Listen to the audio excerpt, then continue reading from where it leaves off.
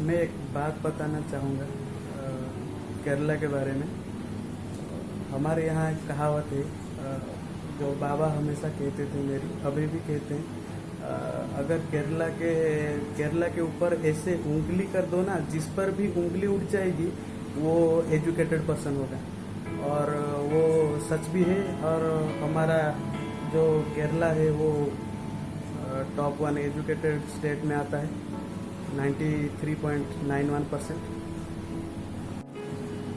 किसी एक की वजह से मैं सारी स्टेट को गाली नहीं दूंगा या फिर कुछ रोस्ट वगैरह नहीं करूंगा। पर एक बात कहना चाहता हूँ, जो हमारे देश को ये क्या हो गया है, जो ह्यूमैनिटी के एक जो वार्ड है वो कहाँ मर गई है, वो हम सोचते नहीं हैं। और हम ये क्या कर रहे हैं, कुछ सोचते नहीं। हमारे एजुकेशन कहाँ जाता है उस वक्त जब हम सोचते नहीं एक छोटी सी चीज़ के बारे में। वो जो इंसिडेंट हुआ था एलिफेंट का, उसमें मतलब क्या बिगड़ा था। वो गांव में घुस गया था। गांव में घुस गया, अगर फिर भी तुम लोग उसके लिए जिम्मेदार हो, क्योंकि तुमने वो पेड़ काटे, जंगल साफ हो गया है अपने फायदे के लिए, इसलिए वो गांव में घुसा थे। फिर भी अगर वो जंगल में भी मारा गया है तो क्यों, मतलब ऐसे धोखे से मारने की क्या वजह हो सकती है। सेल्फ डिफेंस के लिए तो नहीं मारा होगा, क्योंकि साफ पता चलता है वो जो अपने फ्रूट में मिला कर दिए थे।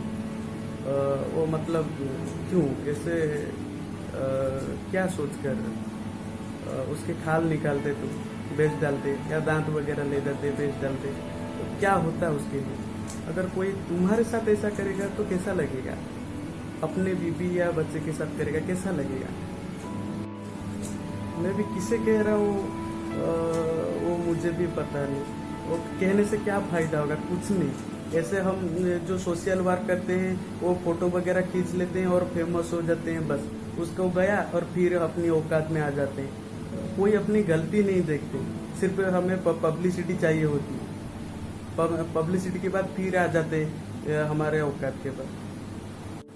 ये इंसानी दिमाग को मतलब क्या हो गया है, अब इंसानियत ही नहीं बची है। अब क्या बताएं, अब कोई फायदा नहीं है बताकर। वो बताने से क्या होगा, कोई सुधरने वाला थोड़ी ही नहीं है, कोई नहीं सुधरेगा। अब ये क्या बताऊं, बहुत दुख हो रहा है अंतर्मन से, और गुस्सा भी आ रहा है, पर क्या करूं, गुस्सा नहीं निकाल सकता। और दुख हो के क्या फायदा, वो जो ह्यूमैनिटी नहीं बदलने वाली, हीरे के हाली में और फिर केस आ जाएगा, तो क्या करेंगे। भगवान गणेश को तुम लोग पूछते हो, हम सारे पूछते हैं, मांगते हैं, सिद्धि दाता है पहले देवता, हमको सिद्धि दे दो, हमारी सिद्धि वृद्धि करो, विद्या दो, धन दो, और फिर उन्हीं के प्रतिस्वरूप को ही मार डालते हो।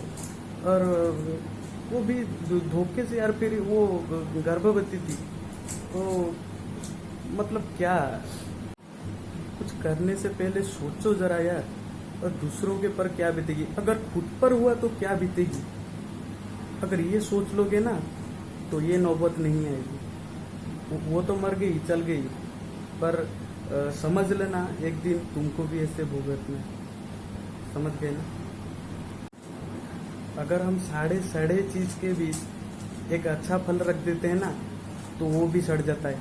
वैसे ये इतने सारे एजुकेटेड लोग के बीच एक लोग तो उसमें मतलब एजुकेटेड बन ही जाएगा, कुछ तो आइडिया आएगा।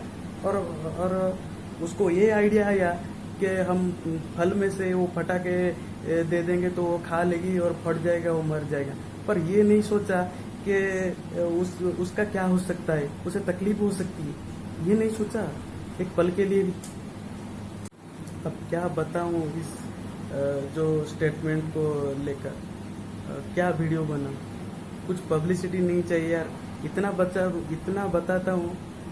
बताना चाहता हूं कि जो अपने जो थोड़ी सी इंसानियत बची है ना, उसे जागरूक कर दो, वरना इस धरती का नाश जो है वो असंभाव्य है।